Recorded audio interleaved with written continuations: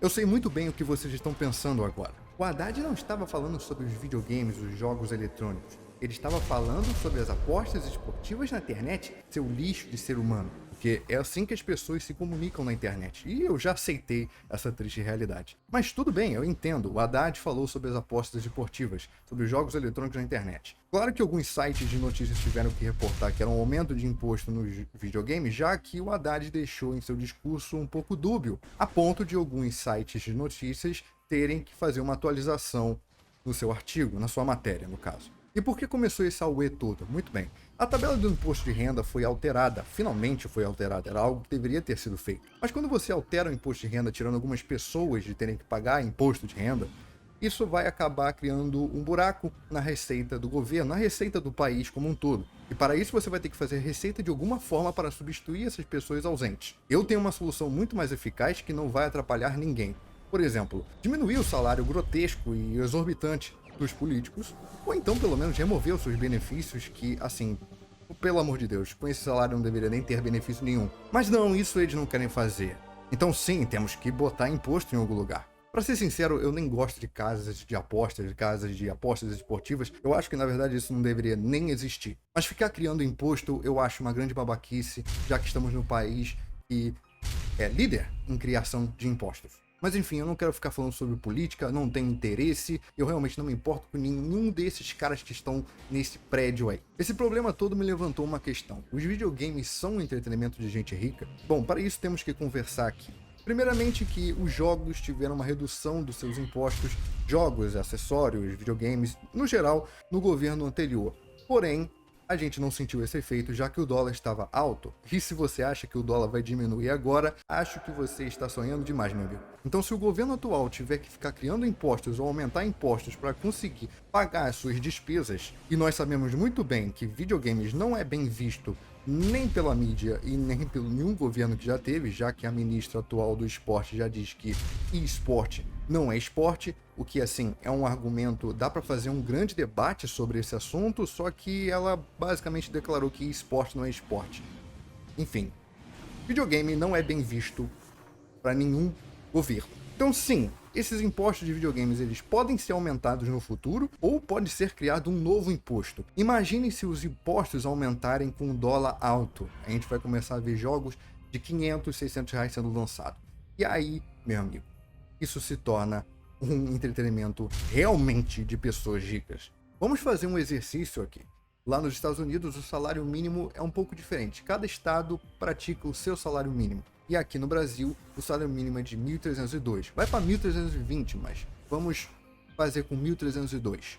Se lá nos Estados Unidos o salário também fosse 1.302 dólares e o jogo em lançamento custa aproximadamente 70 dólares, ele iria equivaler a 5% do salário da pessoa. 5% do salário mínimo que a gente está botando aqui de 1.302 dólares. Já no Brasil, uma pessoa que está recebendo 1.302 reais vai pagar em um lançamento aí mais ou menos uma média de 1.350 reais se a gente estiver falando de um jogo de PlayStation 5 e Xbox Series. E sabe quanto isso equivale no salário mínimo de uma pessoa aqui no Brasil? 35%.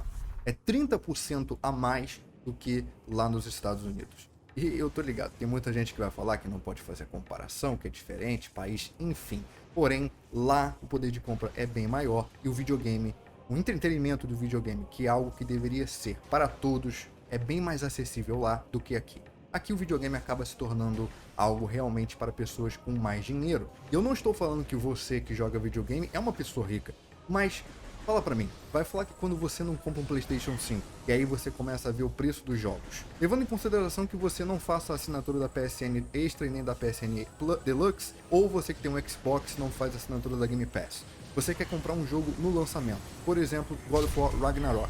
God of War Ragnarok você não vai encontrar no serviço de assinatura da PSN, você vai ter que comprar o jogo por 350 reais. E aí você vai e compra o God of War. Porém, você também quer jogar Resident Evil 4 Remake, que é mais 200 e pouco. Você não vai poder comprar, porque você já parcelou em 5 vezes o seu God of War Ragnarok. Você está sendo impedido de ter um entretenimento porque não tem condições de pagar um jogo. Isso quer dizer, por causa dos impostos altos, você é impedido de exercer o seu entretenimento. E olha só, cada pessoa tem o seu entretenimento, tá? Eu vejo muita gente aí defendendo o aumento de impostos, seja para videogame, seja para apostas esportivas e etc. O que eu acho um completo absurdo. Se você não gosta de jogar videogame, meu irmão, você gosta de sair sexta-feira à noite para beber, ficar em coma, ficar dormindo na sarjeta, meu irmão, você faz o que você quiser, tá? Mas respeita o entretenimento dos outros. E não é só isso. Eu fico incrédulo que as pessoas, elas realmente não acreditam como o mercado de jogos pode ser realmente tão importante. Meu amigo, o mercado de games, ele é maior do que o mercado de cinema e música juntos, por exemplo.